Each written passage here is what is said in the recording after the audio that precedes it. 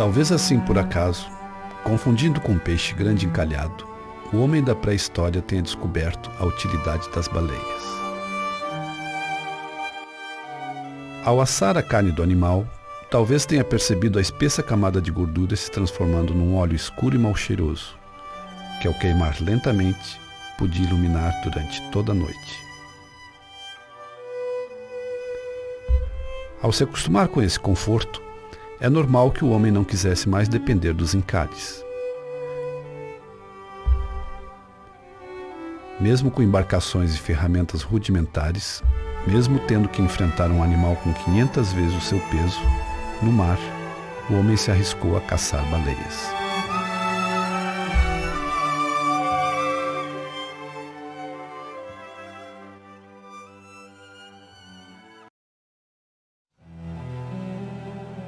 O primeiro registro escrito de baleação foi feito pelos japoneses, no ano 712.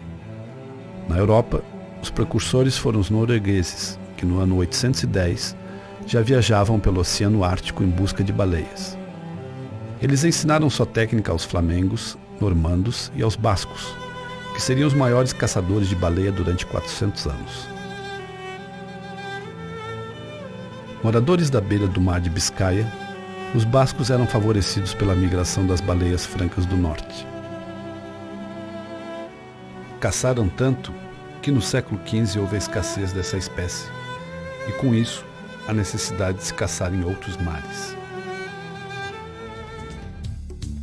A bordo das ágeis caravelas, inovação técnica da época que permitiu as grandes navegações, os bascos chegaram até o Mar de Labrador, a Groenlândia e ao Spitzberg. Nessa época, revolucionaram a atividade baleeira inventando o navio-fábrica, onde a gordura da baleia era cortada, derretida e armazenada em barris. Em 1580, com o início da União Ibérica, Portugal e suas colônias passaram a ser administradas pela coroa espanhola.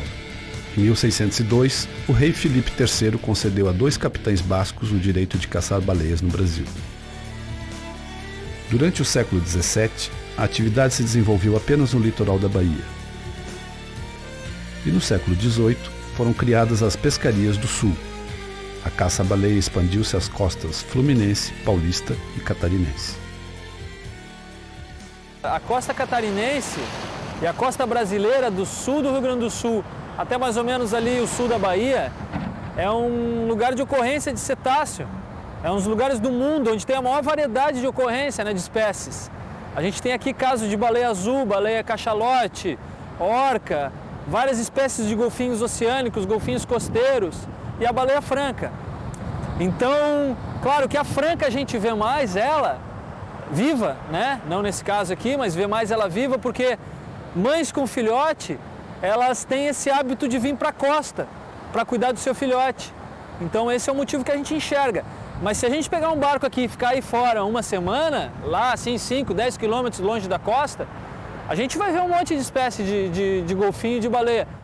Golfinhos e baleias são cetáceos, uma ordem de mamíferos aquáticos que está dividida em 2 grupos principais. As baleias com dentes e as baleias sem dentes. Essas baleias sem dentes, que são as baleias propriamente ditas, têm em Santa Catarina como representante principal a baleia franca. No hemisfério norte, principalmente em inglês, chamavam ela de right whale. Whale é baleia e right seria a baleia certa para ser caçada. E aqui baleia franca, porque ela é franca. Além de ficar boiada, o que facilita a caça, além de ser curiosa e vir para perto do barco para olhar, baleia franca. Depois de morrer, ela ainda ficava boiando. Então tu imagina, tu caça um bicho lá de 60 toneladas que afunda, fica ruim de caçar. Ela ficava boiando. Então a quantidade de gordura a gente pode ver ali, camada de espessura de gordura que ela tem ali. Então é um bicho que era comercialmente falando apropriado para ser caçado. Em Santa Catarina, no período colonial existiram 6 armações baleeiras. A armação de Nossa Senhora da Piedade, fundada no ano de 1746, onde hoje existe o município de Governador Celso Ramos. A armação de Santana de Lagoinha, de 1772, na praia da Armação do Pântano do Sul, em Florianópolis. A armação de São João Batista de Tapocorói, fundada em 1778, atual município de Penha. A armação de São Joaquim de Garupaba, de 1795. A armação de Santana de Imbituba, fundada em 1796. E a armação da Ilha da Graça, atual Ilha da Paz, no município de São Francisco do Sul, fundada em 1807. A armação vem de armar-se, armar-se para a pesca da baleia. Vem justamente de se utilizar apetrechos para pescar. E a armação, ela era uma vila justamente onde eram pescadas baleias, né? Mas tinham outras atividades também.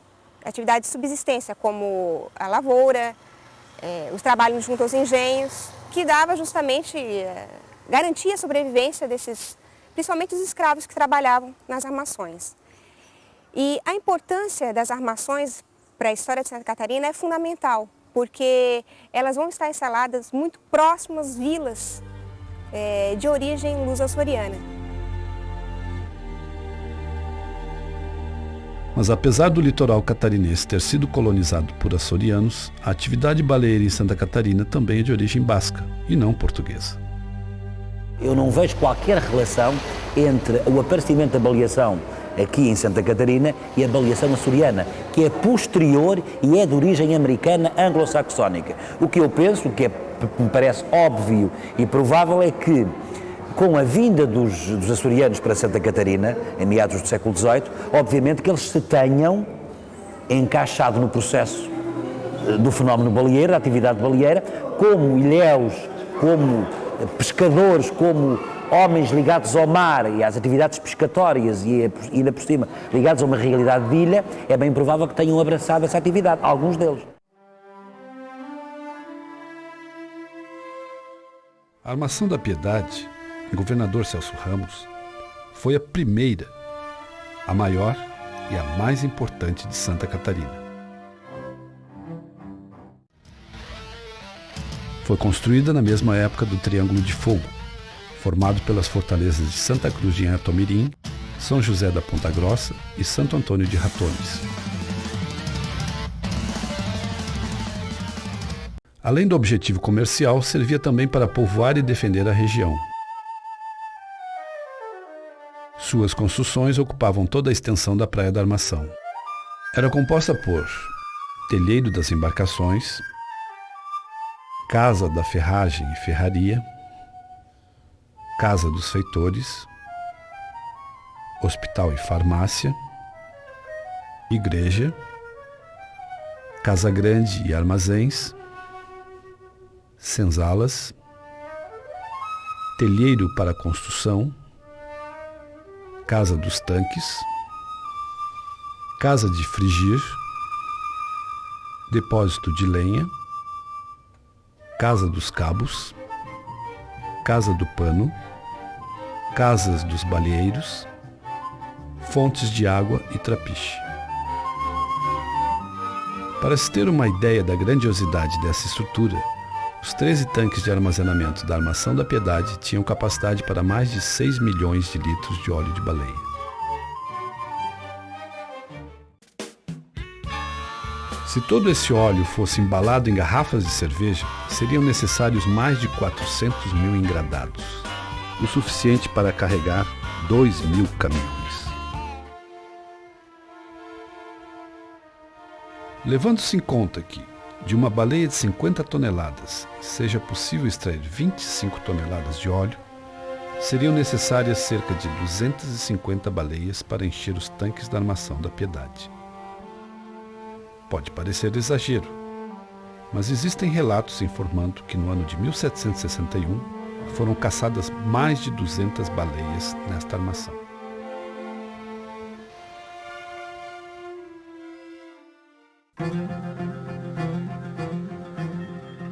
Durante muito tempo, caçar baleias foi uma atividade extremamente arriscada. A bordo das baleeiras, embarcações desenvolvidas especialmente para esse fim, os caçadores remavam ao encontro do boi do mar. Armados apenas com pequenos arpões, deviam se aproximar ao máximo do robusto animal para não desperdiçar as arremetidas. Arpões fincados eram arrastados mar adentro até o oponente desistir de lutar pela vida. Tamanho esforço rendia milhares de litros de recompensa.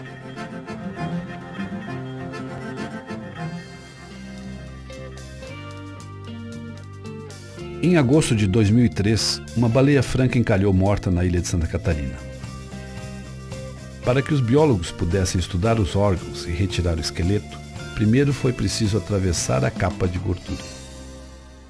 É uma capa ali que a gente mediu ali, tinha 30 centímetros, em alguns pontos 40 centímetros de gordura. Essa capa de gordura protege ela do frio, né? Um cetáceo é um mamífero, tem que manter a temperatura a 36, 37 graus. Imagina que ela fica lá parte do ano e dentro d'água. A água aqui agora está em quê? 18 graus, 19, mas ela fica em águas de 4, 5 graus. Então ela precisa ter uma capa de gordura em volta dela para proteger ela. Sob o ponto de vista comercial, essa gordura era matéria-prima abundante para a produção de óleo. Com a autorização dos biólogos que coordenaram a dissecação da baleia, a equipe de reportagem deste documentário recolheu uma amostra de gordura. Isso possibilitou um fato raro: a produção de óleo de baleia no Brasil em 2003. O processo de derretimento foi baseado no livro A Baleia no Brasil Colonial, de Miriam Ellis, o texto mais completo sobre o assunto. O azeite de peixe, como também se chamava o óleo de baleia, era o principal produto das armações e razão maior da caça. A gordura era cortada em nacos e derretida em tachos de ferro ou cobre, alimentadas por fogo a lenha.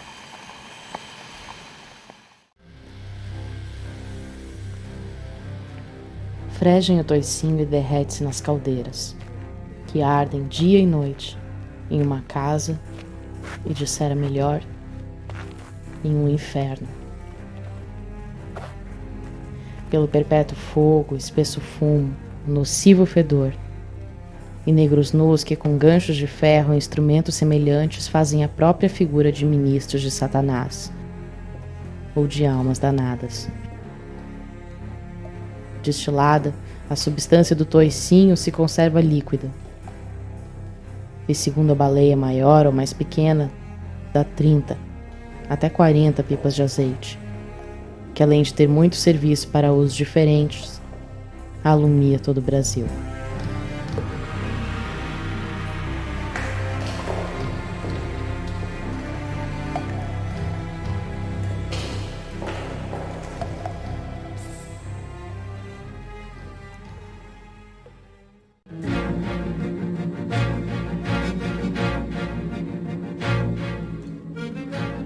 O óleo iluminava as capitanias da colônia e as ruas da metrópole.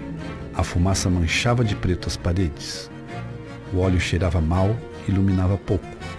Mas em Desterro, por exemplo, foi a única forma de iluminação pública até 1860, quando foram feitas as primeiras experiências com querosene. Outra matéria-prima retirada das baleias era a barbatana. A barbatana é uma estrutura que fica na posição dos dentes, nas baleias propriamente ditas, e é que é utilizada para filtrar o alimento. A água é expelida da boca do animal e o alimento é retido dentro dessas barbatanas e aí ele engole para se alimentar. Muitos objetos que hoje são fabricados a partir de plástico, metal e madeira eram feitos de barbatana até o início do século XX. A barba de baleia, como também era chamada, era o principal produto de exportação das armações. Em 1777, o Brasil exportou 25 contos, 874.640 réis em barbatanas, o equivalente a cerca de 500 mil reais. E apenas 870 mil réis em óleo de baleia, aproximadamente 16.800 reais.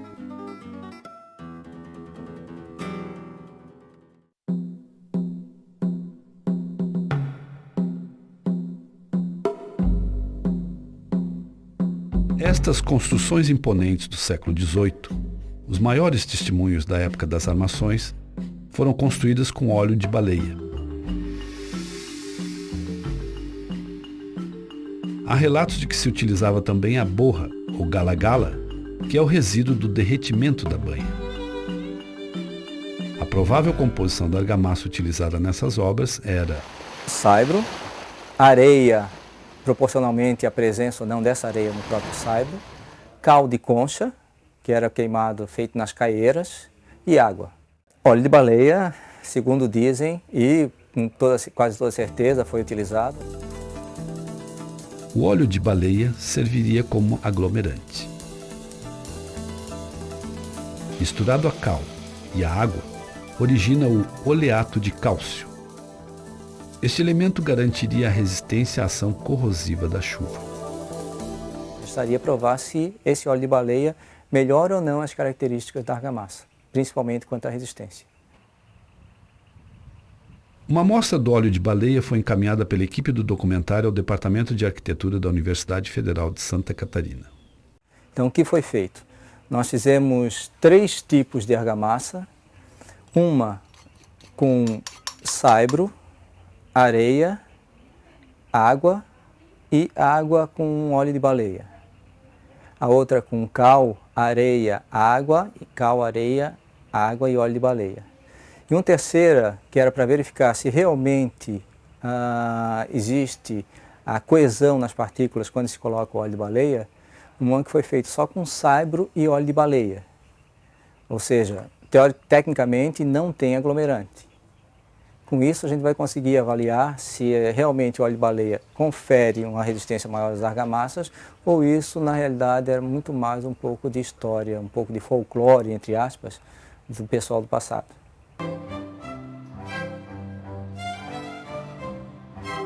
Foram realizados 2 testes.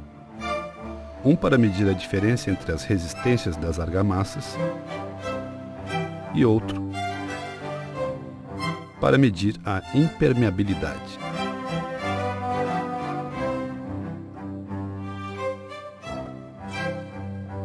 Como podemos verificar, 2 meses após a confecção da argamassa, esse terceiro tipo de mistura não tem coesão entre as partículas. Consequentemente, o óleo de baleia não possui propriedades aglomerantes.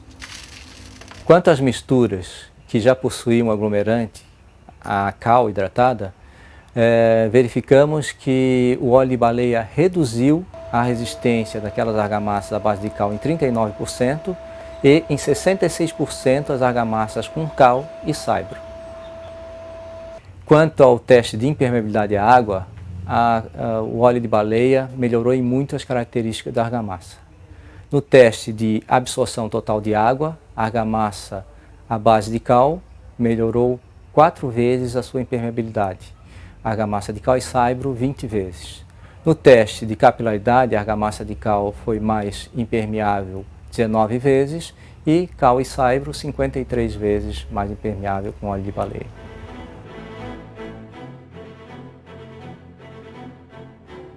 Das armações coloniais restaram apenas as capelas e algumas ruínas. Meio século após a fundação da primeira armação catarinense, a atividade baleeira já entrava em decadência, devido à escassez de baleias, à má administração e à concorrência de navios franceses, ingleses e norte-americanos no Atlântico Sul.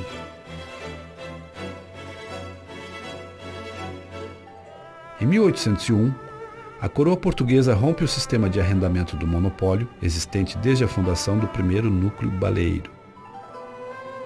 As armações foram vendidas ou incorporadas à Marinha. No final do século XIX, já estavam arruinadas ou desmoronando. Mas este não foi o fim da caça-baleia em Santa Catarina. No século XX, existiu a chamada indústria da caça-baleia em Imbituba. Neste galpão, construído em 1952, operava a Sociedade e Indústria de Pesca Limitada. Os empregados não eram permanentes e os horários não eram fixos, mas a atividade era considerada industrial devido ao seu grau de mecanização. Cedolino Matos é um caçador dessa época. Nós metia a cara e ia embora, não tinha problema. Onde tinha, nós estava aí.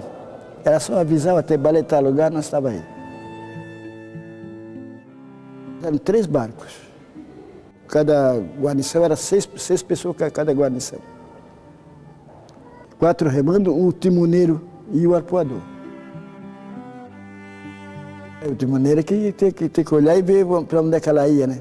O arpoador apontava para onde é que ela ia, saber se ela ia por lá, e aí o timoneiro tem que levar a lancha naquele rumo ali, né? Quem mandava no barco, bem dizer, era o arpoador, né? Porque ele que ia na proa, vendo onde é que ia a baleia.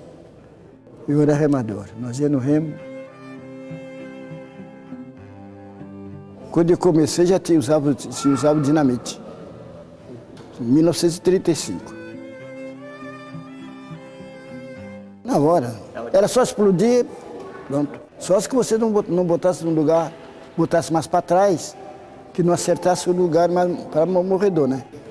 Esse lombozinho que ela tem aqui atrás da cabeça, ali é o mortal.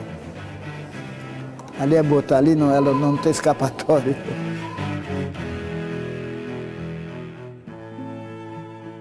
Este equipamento, chamado autoclave, servia para derreter a gordura da baleia. Esse aqui era enchido de toicinho picado. E depois de toicinho tinha uma cardeira lá que dava pressão para esse autoclave. Depois dele tá derretido, ela ia botando água dentro do tanque do autoclave e o óleo ia subindo até correr todo o óleo para os tanques.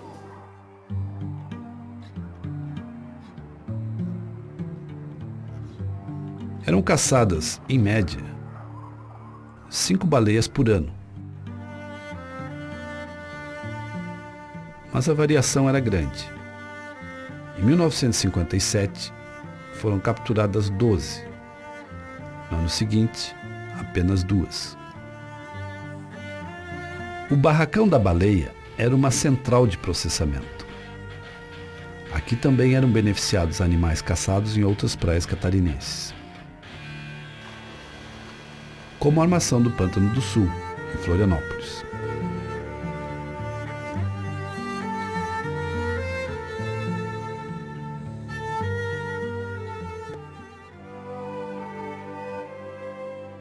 Em novembro de 2002, a equipe de reportagem do documentário participou da recuperação de alguns filmes em 16mm, que resultaram na descoberta de imagens de Florianópolis nas décadas de 30 e 40.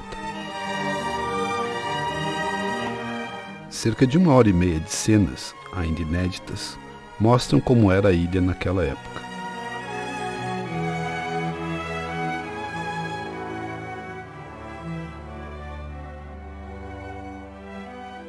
No meio de tantos registros, há uma caça-baleia realizada na Praia da Armação, no ano de 1938.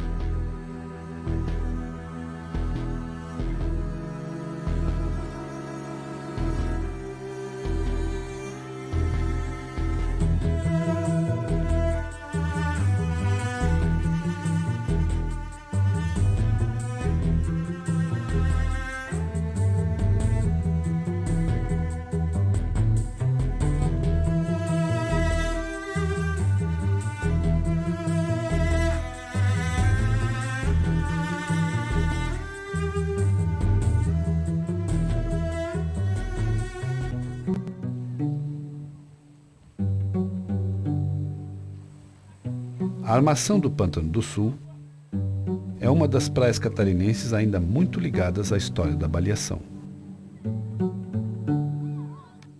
O próprio nome do bairro é uma herança dessa atividade. baleiras, antigamente usadas na caça, hoje servem à pesca e a passeios turísticos.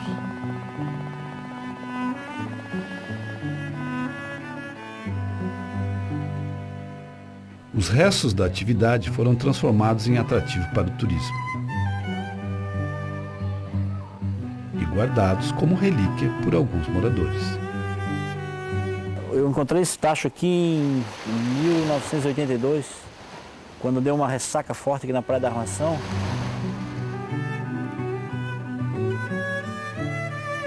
Até hoje ele está comigo aí. E vai ficar até a hora que alguém aparecer que queira cuidar melhor. Talvez esse tacho tenha sido usado para derreter a banha de uma baleia caçada por Serafim Arsênio, patrão de baleeira. Eu não era o dono. Eu ganhava para ir junto com ele. Como eu conhecia mais um pouco, então ele me dava a baleeira para levar, com mais 5 homens.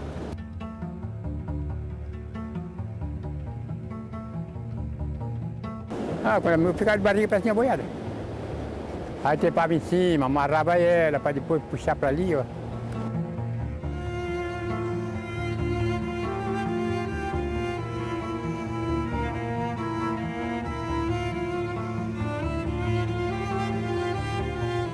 No lado do trapiche ali que era o ponto dele, é ali, ó. Que era mais fundo, aí chegava lá encostado e pronto. Ia trepar para cima e cortava o toicinho, ia carregando o toicinho e assim ia fazendo.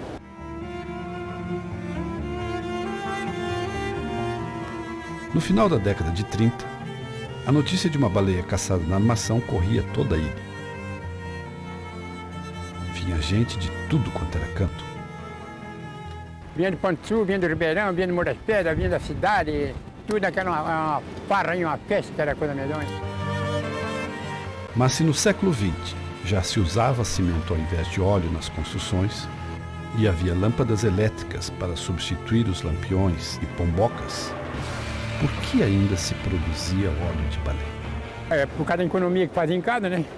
A metade era uma luz, a outra era pomboca daquela, e ficava assim, você não gastava tanto.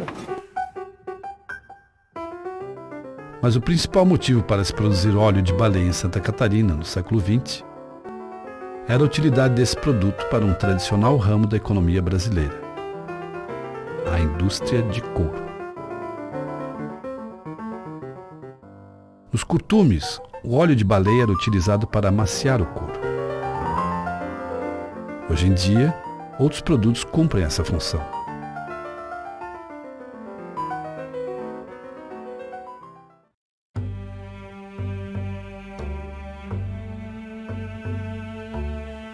O barracão da baleia de Imbituba foi desativado em 1967, mas a caça ainda continuou de forma precária.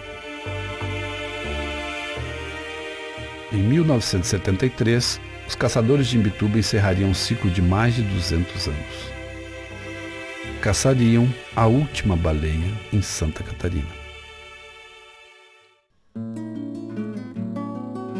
Somente na década de 80, a palavra preservação começaria a fazer algum sentido ao se falar em baleia franca.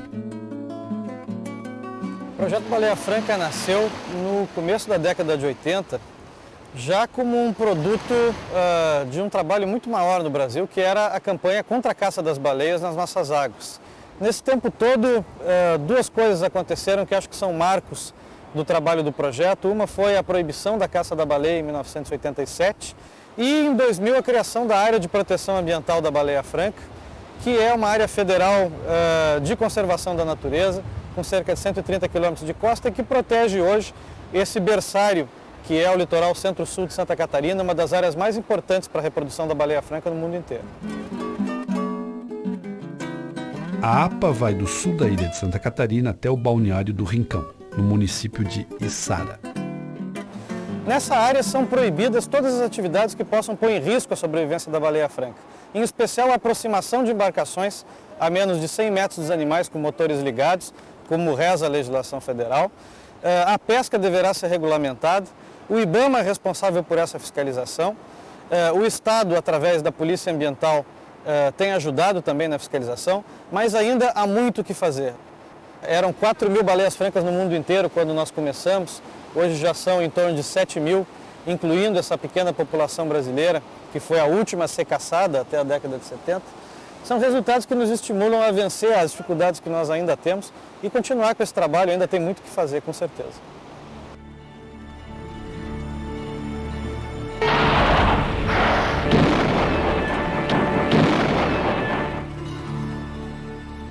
Se por um lado as campanhas de preservação ajudaram a acabar com a caça-baleia, por outro, deram condições ao surgimento de uma nova forma de se lucrar com esses animais.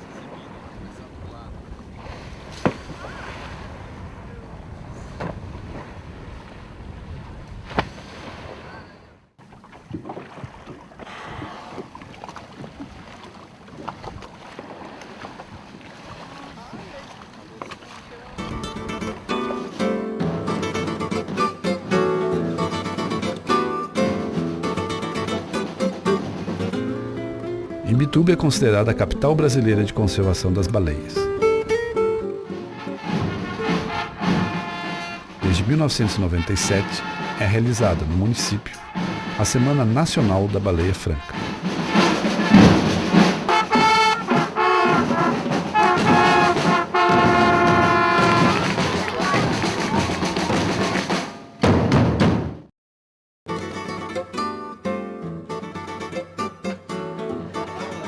Uma das atrações é o Barracão da Baleia, que em 2003 foi reformado e transformado no Museu da Baleia, pioneiro na América do Sul.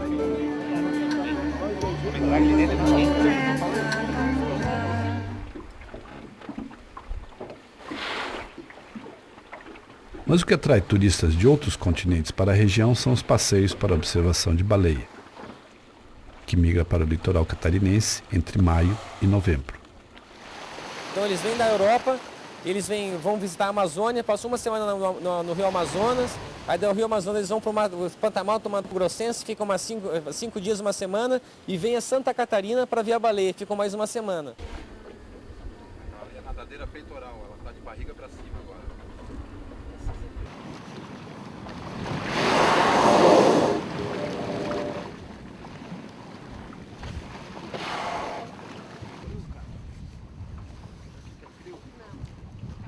O inverno na região não merece mais ser chamado de baixa temporada. Hoje a gente teria condições até de dizer, olha, vamos fechar no verão e vamos trabalhar só no inverno, porque a baleia é o produto mais importante da empresa.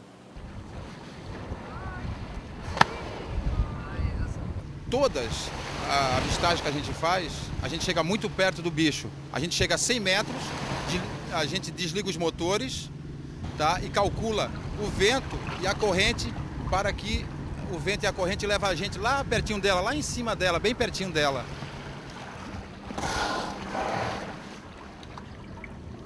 E a gente nunca imagina que a gente vai chegar tão pertinho assim de um bicho tão grande, que é tão, como eu posso dizer, tão bruto, né? Que a gente vê que na realidade ele não é nada, é apenas um bichinho que ficou agora paradinho do lado no nosso barco. Gostei mesmo, bem legal.